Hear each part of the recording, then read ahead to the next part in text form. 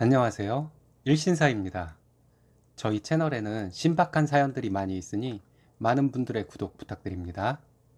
이번 사연은 예비 시모의 막말에 사이다 파혼을 하려다가 반전이 일어난 사연인데요. 함께 보시겠습니다. 안녕하세요. 저는 33살 흔녀입니다. 제가 이 상황에서 어떻게 해야 할지를 모르겠어서 이렇게 익명의 힘을 빌려 글을 올려요. 제 고민은 친구들에게만 이야기를 했는데 아직 부모님 속상할까봐 부모님께는 얘기하지 못하고 친오빠에게만 얘기를 한 상태입니다. 저는 지금 결혼을 한 달 앞둔 예비 신부입니다. 주위에서 결혼을 준비하는 동안 많이들 싸운다고 들었지만 이렇게 하루에도 몇 번씩 파혼을 해야 하나 하는 생각이 들 정도인 것이 정상인지 궁금합니다. 얘랑과 저는 식장, 예물, 신혼집, 혼수 전부 반반하기로 했습니다. 예단은 생략하기로 했고요. 저는 대학 때 한국무용을 전공했고 그 전공을 살려서 무용평론을 하는 일을 하고 있어요. 얘랑은 현재 대기업 다니고 있고요. 얘랑과 저는 연봉이 현재 비슷한 수준입니다. 하지만 얘랑이 회사에서 받는 연말 보너스나 성과금 같은 것을 모두 합치면 결과적으로는 버는 돈은 얘랑이 저보다 훨씬 많고요. 저희는 연애하면서 데이트 비용도 거의 반반했습니다. 저희가 처음 만났던 것이 둘 다 대학생일 때였는데 저는 지방에 있는 대학교 대학생이었고 얘랑은 군복무 중이었어요. 서울 사람이라서 얘랑이 군대에서 휴가를 나오면 제가 다니던 대학이 있는 도시의 공항에서 비행기를 타고 서울로 갔다가 다시 비행기를 타고 휴가 복귀를 했었는데요. 저희는 공항에서 우연히 만나게 되어 사귀게 되었습니다. 저는 소목장을 운영하는 집에서 자랐습니다. 그러니 집이 엄청 시골이죠. 시골에서 자라서 무용을 배우고 집에서 가까운 광역시의 대학교 무용과를 다녔습니다. 제가 시골에서 자라서 그런지 서울 남자에 대한 로망이 있었어요. 그래서 예랑이를 처음 만났을 때 서울 사람이라는 이유로 참 좋았습니다. 어렸을 때부터 함께 자랐던 친구들도 저에게 예랑이가 TV에서 나오는 말 쓴다고 하며 좋아했고요. 예랑이는 정말 부드럽고 자상한 사람이었어요. 이 점도 너무 마음에 들었습니다. 그렇게 얘랑과 만나고 얘랑은 2달 뒤에 전역을 하고 서울로 가서 살게 되어 저와는 장거리 연애를 했습니다. 1년 정도 장거리 연애 후에 저는 학교를 졸업하고 서울에 있는 직장에 취업이 되어서 직장을 다니며 서울에서 원룸을 얻어 얘랑과 계속 연애를 해왔습니다. 얘랑도 대기업에 취업을 하고 저희 둘 다 30이 넘으면서 양가 부모님이 결혼 얘기를 하셔서 저랑 얘랑은 이렇게 결혼을 하게 되는 건가 보다 하며 결혼 준비를 시작했습니다. 결혼 준비를 하기 훨씬 전부터 얘랑 어머니는 저를 보고 싶다고 했었어요. 근데 저희 아빠는 결혼하기로 확실히 얘기가 된 후에나 신랑 될 사람 집에 인사를 드리라고 했었죠. 그래서 찾아뵙지 않았거든요. 얘랑이 말로는 제가 인사를 오지 않는다고 얘랑이 어머니가 서운해 한다고 몇 번 얘기를 했지만 저는 그래도 저희 아빠의 말을 따르며 얘랑이 부모님을 찾아뵙지 않았습니다. 하지만 얘랑은 휴가 때 몇 번 저희 부모님을 뵈러 간 적이 있었습니다. 제가 부모님한테 얘랑이 데리고 간다고 연락을 했을 때 저희 부모님은 제가 섭섭함을 느낄 정도로 무심하게 그러라고 대답을 하셨는데요. 얘랑이와 함께 저희 집에 갔을 때도 저희 부모님은 그다지 반기지도 않고 좀 무심하게 얘랑이를 대했어요. 저도 얘랑이도 저희 부모님의 무심함에 좀 무안한 마음이 들었었습니다. 이 얘기를 얘랑이가 자기 부모님한테 가서 얘기를 했대요. 얘랑이 어머님이 그 얘기를 듣고 많이 서운해 하셨다고 하더라고요. 좀 무섭기도 하고 아빠가 결혼하기로 약속한 사이가 아니면 남자 집에 인사 가는 거 아니라고 하신 말씀도 있고 해서 계속 얘랑이 부모님께 인사를 가지 않았었습니다. 그렇게 지내오다가 결혼 얘기가 오가고 얘랑이 부모님을 찾아뵙고 인사를 하러 갔어요. 선물을 준비하고 인사를 드리려고 찾아뵈었습니다. 첫 만남의 어머님은 저에게 여지껏 뭐 그리 비싸게 굴면서 얼굴 한번 보여주지 않았냐고 하더라고요. 있는 그대로 저희 아빠가 하신 말씀을 전해드렸습니다. 예랑이 어머니는 그 얘기를 듣고는 너네 아빠가 시골 무지랭이라서 그런 거 많이 따지시나 보다. 요즘 애들은 사귀기 시작하면서 부모한테 인사를 시키고 허락받고 사귀기도 한다던데 시골분이라서 모르시나 보지?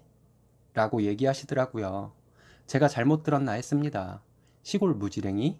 우리 아빠가? 예랑이 어머니의 이 멘트에 꽂혀서 다른 얘기는 하나도 못 들었어요. 어머니의 질문들이 이어졌지만 저는 그저 건성으로 대답만 했습니다. 대충 그날 어머님의 말씀은 예랑이네 집은 아버님이 대기업에 근무를 하시다가 퇴직을 하셨는데 현재 가지고 있는 재산이 살고 있는 집 한 채뿐이고 노후 자금 정도 있으니까 결혼에 대한 지원을 못 해준다 이런 말씀이셨어요. 저는 어머니의 무지랭이 발언에 무슨 정신으로 예랑이 집에 있다가 나왔는지도 기억이 나지 않습니다. 예랑이와 그날 엄청 싸웠습니다. 우리 아빠가 시골 무지랭이냐고. 니네 집은 뭐 그리 잘났냐고. 제가 화내고 울고불고 난리를 쳤어요. 예랑이는 가만히 듣고 있으면서 제가 화내는 걸 잘 받아줘서 어느 정도 마음이 풀렸습니다. 그래도 화가 전부 풀리지는 않더라고요. 친구들에게 이 이야기를 했더니 당장 헤어지라고 난리를 쳤죠.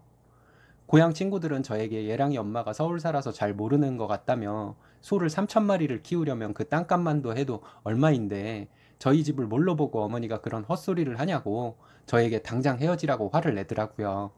저도 그러고 싶었지만 예랑이와 10년 가까이 되는 연애 기간이 있는데 그게 쉽게 되지는 않더라고요.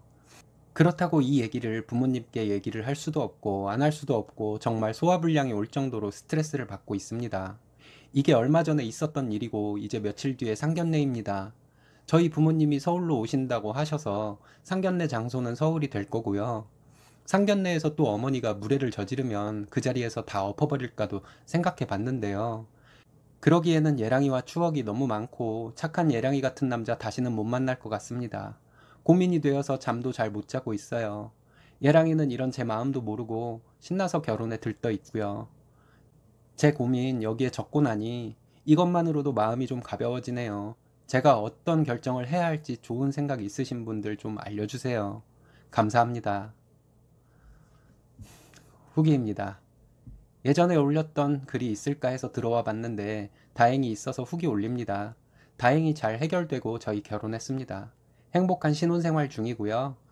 시어머니는 아직도 가끔은 뇌를 거치지 않고 하시는 말실수가 가끔은 있지만 그 정도는 귀엽게 봐줄 수 있을 정도로 저에게 잘해주시고요. 아버님은 뭐 말할 것도 없어요. 지금도 만나시면 아버님은 그러세요.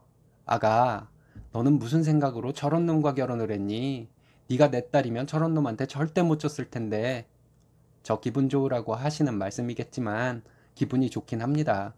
그리고 남편에게 아버님, 어머님 두 분 다 제 말만 들으면 된다고 항상 말씀하세요. 그때 제가 한참 고민을 하다가 친오빠에게 다 얘기를 했어요. 오빠는 그 얘기를 듣고서는 상견례에서 우리 집 있는 척을 좀 해보자고 하더라고요.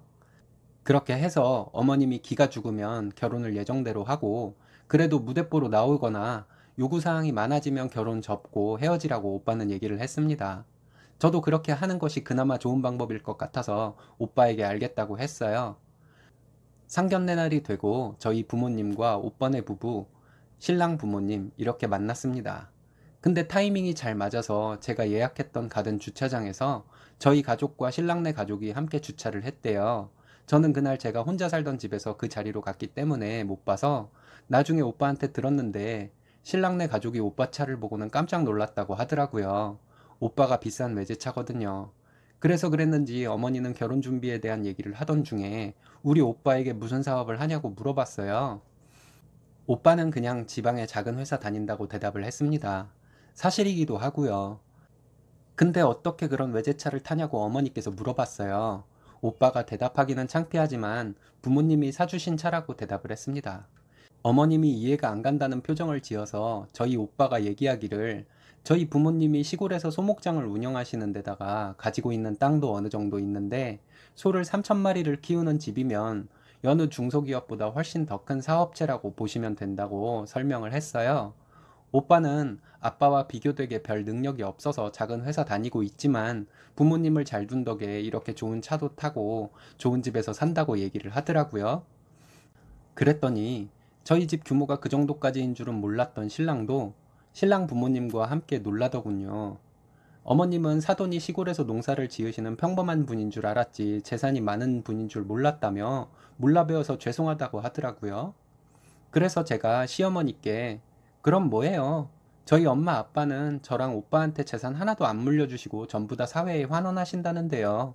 벌써 아빠는 돌아가시고 나면 후원하시던 고아원에 전 재산 기부하기로 계약서도 쓰고 유언장도 다 써놓으셨어요. 이렇게 말해봤습니다.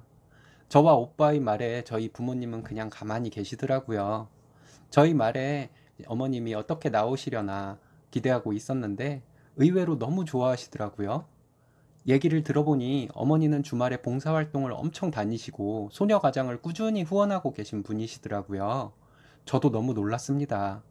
그날 저희 결혼에 대한 얘기는 얼마 안 하시고 시어머니의 봉사활동과 어려운 아이들에 대한 후원 등에 대한 얘기만 듣다가 나왔네요. 어머니의 그런 모습은 정말 반전이었어요. 상견례가 있고 나서 무리 없이 저희는 결혼을 했습니다. 저는 결혼하고 시외가에 가서 시이모님들을 만나 뵙고 나서야 어머니의 막말에 가까운 무지랭이 발언이 전혀 악의가 없었다는 사실을 알았습니다. 시이모님들과 외삼촌들은 전부 다 욕도 잘하시고 과격한 표현도 잘 쓰시더라고요. 얘기 도중에 이모님들은 "칠하러네, 얘 엠병을" 이 단어를 많이 쓰셨었는데 제 고향에서는 들어본 적이 없는 말이라 생소했습니다. 이거 말고도 이모님들은 얘기하실 때 자기 자제분들, 특히 딸을 얘기할 때 꼭 이름 뒤에 년자를 붙여서 얘기를 하시더라고요. 예를 들어 이모님 딸이 성이라고 하면 "아, 그래서 그 성인연이 말이야." 이런 식으로요. 몇 번을 뵙고 나니 시이모님들 다들 정도 많고 좋은 분들이시더라고요. 시이모님들은 저희 결혼식 때 축의금도 엄청난 금액들을 하셨고요. 시외가 분들을 만나 뵙고 나서야 저희 어머님이 저를 처음 만났을 때 저희 아빠를 시골 사는 무지랭이라고 했던 발언에 대한 제 마음속의 앙금도 완전히 사라졌습니다. 그냥 그런 집안에서 자라신 분이라 표현이 과격하신 분이실 뿐이구나 하는 생각이 들었죠. 신랑이 왜 그리 정이 많고 착한 사람이었겠어요. 좋은 부모님 밑에서 자랐기 때문이었겠죠. 지금은 제가 신랑이 무슨 마음에 안 드는 행동을 하면 신랑한테 "이 엠병을" 이래요. 그럼 신랑은 저한테 자기 엄마 같다고 하지 말라고 하죠. 그럼 제가 또 그래요. "치라러네" 이렇게요. 나중에 아이가 태어나면 아이가 보고 배울 수도 있으니 그때까지만 이모님들 말투 흉내내면서 재밌게 살려고요. 저희 친오빠가 저 결혼하고 나서 전화로 한번 그런 적이 있어요. 저 때문에 아빠가 진짜로 전 재산 사회에 환원하면 책임지라고요. 그래서 "그게 왜 내 책임이냐? 오빠의 아이디어였지 않냐? 진짜 그렇게 되면 오빠가 책임져야 한다." 이렇게 대답했습니다. 지금 같아서는 뭐 아빠가 전 재산 진짜로 사회에 환원한다 해도 저는 나쁠 거 없다는 생각이고요. 우리 새언니랑 신랑의 의견은 다르려나요? 제가 처음에 글 올렸을 때 제 편 들어주시면서 함께 시어머니 욕해주시고 조언도 해주시고 했던 분들 정말 감사하게 생각합니다. 그때는 저도 마음속으로 시어머니를 오해해서 칼을 갈고 있을 때였으니 당연한 거겠죠. 제가 시어머니를 오해해서 어머니의 말 한마디를 가지고 그렇게 글을 올렸으니 읽으시는 분들도 저희 어머니를 오해하셨던 것은 당연하다고 생각합니다. 어머니를 보면서 요즘 말 한마디에 천냥빚을 갚는다는 말을 실감하고 있답니다. 어머니의 무지랭이 발언으로 제가 뒤도 안 돌아보고 신랑과 헤어졌다면 봉사활동도 다니시고 소녀가장을 후원도 하시는 정 많은 시어머니를 저는 평생 개념 없이 막말이나 하는 나쁜 사람으로 기억하고 살았을 거잖아요. 그래서 저도 남편과 장난칠 때나 "옌병을 지랄하네" 이런 말 쓰고 회사에서나 바깥에서는 최대한 말 실수 안 하고 예쁜 말투로 같은 뜻이라도 예쁜 단어들을 골라서 사용하려고 노력하고 있답니다. 제가 처음에 글 올렸을 때부터 지금 올리는 후기까지 제 이야기 들어주신 분들께 감사드립니다. 안녕히 계세요. 사랑하는 분과 파혼을 하실 뻔했는데 오해가 풀려서 정말 다행이네요. 알콩달콩 즐거운 신혼생활 보내길 바랍니다. 오늘의 사연은 여기까지입니다. 재밌으셨다면 좋아요, 구독 부탁드려요. 일신사는 여러분들의 사연으로 제작됩니다. 많은 사연 제보 바랍니다. 여러분들의 사연은 아래 메일 주소로 부탁드려요.